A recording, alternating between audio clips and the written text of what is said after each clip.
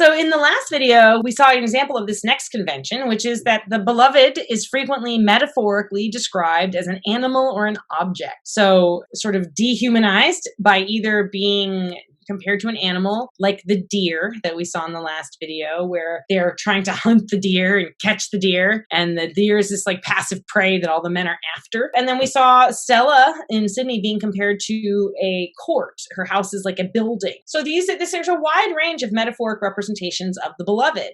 There's a lot of comparisons to objects like the sapphires and the pearls and all of those things. These are literal, these are objectifications of the female body, right? They are saying literally they are like these objects. They are saying it's like valuable objects. I do get that. And that seems to be an attempt to demonstrate the value of the female body. But though objects are valuable, the idea that a body, a female body, a woman, is of similar value to an object, however valuable that object is dehumanizing, right? People are more important than objects, period.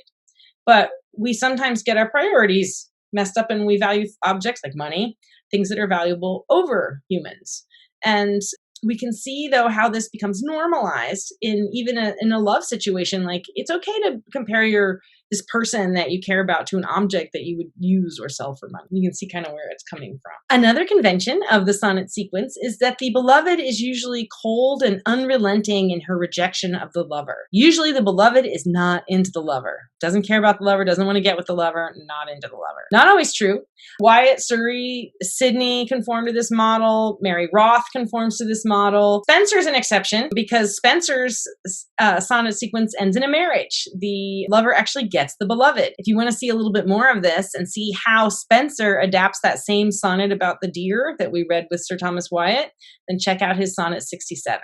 Like as a huntsman in his weary chase, which is an adaptation of that same sonnet. So finally, because the beloved is usually unattainable, and this is part of the courtly love tradition, that a lover is going to be suffering. He's constantly going to be suffering, either because his lover isn't there, or she doesn't want him, or for whatever reason, the lover is going to constantly be suffering. And you're going to see a lot of poems about how paradoxical and painful and horrible and terrible love is. All right, so this is a sonnet by Lady Mary Roth. It's going to show us the suffering of the lover and then the paradoxical nature of love. And one of the things that's different about the way Lady Mary Roth goes about it is that her lover is female, which is unusual. It's unique. In this strange labyrinth, how shall I turn? So she's invoking the idea of the labyrinth and the thread of Ariadne as they go in and they fight the Minotaur. In this strange labyrinth, how shall I turn? Ways are on all sides, while the way I miss. If to the right hand, there in love I burn. Let me go forward, there danger is. If to the left, suspicion hinders bliss. Let me turn back, shame cries I ought return. Nor faint, though crosses my fortune's kiss. Stand still is harder, although sure to mourn. So this first part, which you could argue is an octave, is all the problems with being in this labyrinth. No matter what she chooses to do, she's in trouble. If she goes right, she burns in love. If there's danger going forward, suspicion is to the left.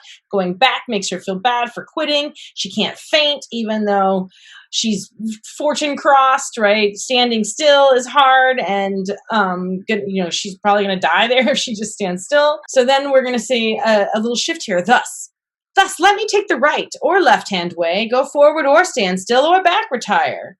I must these doubts endure without allay or help, but travail find for my best hire. Yet, that which most my troubled sense doth move is to leave all and take the thread of love. The thread in the labyrinth is the thing that allows the hero to get back after killing off the monster. You have to take the thread of love.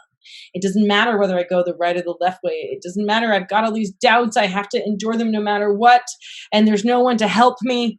So the only thing I can do is just grab onto the thread of love and hope it gets me there. Love is so hard. I don't know what to do.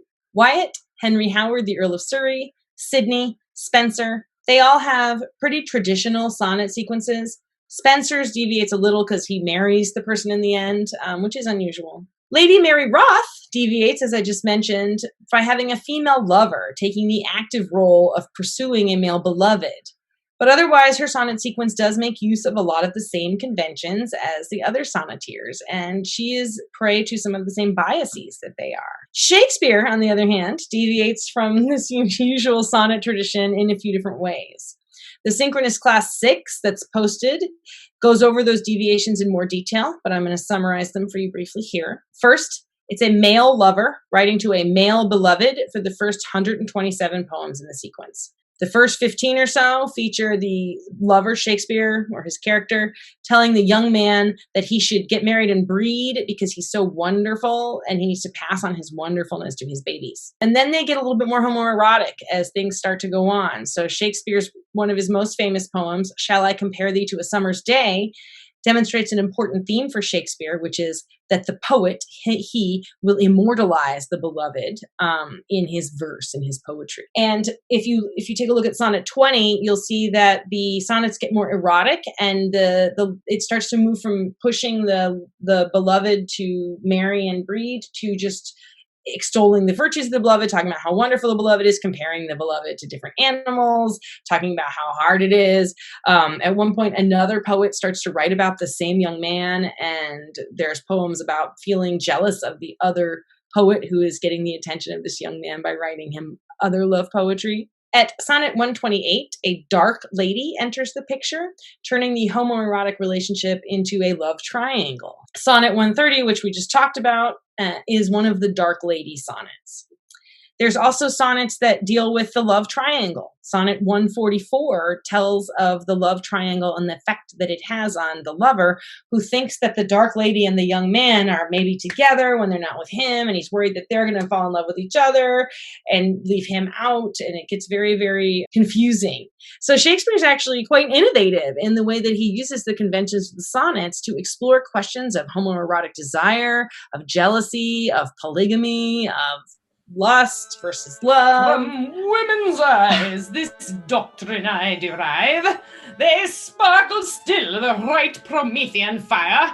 They are the books, the arts, the academes that show, contain, and nourish all the world. All right. I like that a heck of a lot better than the insults you were flinging at me earlier. I'll take it. My bounty is as boundless as the sea, my love as deep. The more I give to thee, the more I have, for both are infinite. Thanks, I think.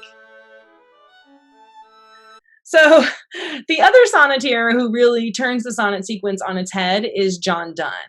You know, I quite like John Donne. He's my favourite sonneteer. Hey, sister. You know, he has the holy sonnets about God. Yes, John Donne's holy sonnet represent a lover speaking to God as the beloved. And in some cases, the lover is asking the beloved to be a more active pursuer rather than just like a passive prey like the deer in the poem. One of Donne's sonnets that I really like is called Batter My Heart, Three-Person God. I'd like to say it for you now. Oh, good. I would love to hear it. Batter my heart, three-person God, for you as yet but knock, breathe, shine, and seek to mend. That I may rise and stand, o'erthrow me and bend your force to break, blow, burn, and make me new. I, like a usurped town to another do, labour to admit you, but oh, to no end. Reason, your viceroy in me should defend, but he's captived and proves weak or untrue. Yet dearly I love you, and would be loved fine, but am betrothed unto your enemy. Divorce me, untie or break that knot again, take me to you, imprison me, for I, except you enthrall me, never shall be free, nor ever chaste, except you ravish me. Thanks so much, sister. That was great. Yay! Lady doth protest too much, methinks. You're just jealous, Billy. You don't have to be the only good writer, you know. Life's but a walking shadow, a poor player that struts and frets his hour upon the stage and then is heard no more. It is a tale told by an idiot, full of sound and fury, signifying nothing.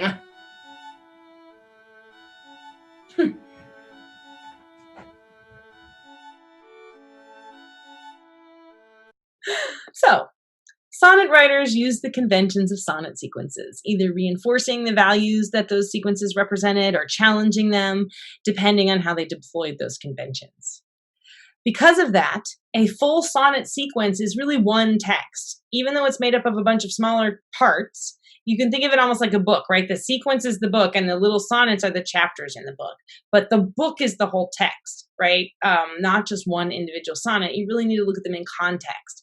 So for your Unit 3 assessments, a sonnet sequence counts as one text, not individual sonnets. All the sonnets that I assigned you from one writer, that's one text. Okay. I hope you enjoyed this view of sonnets. Let me know if you have questions. Adieu. Adieu. Adieu. Remember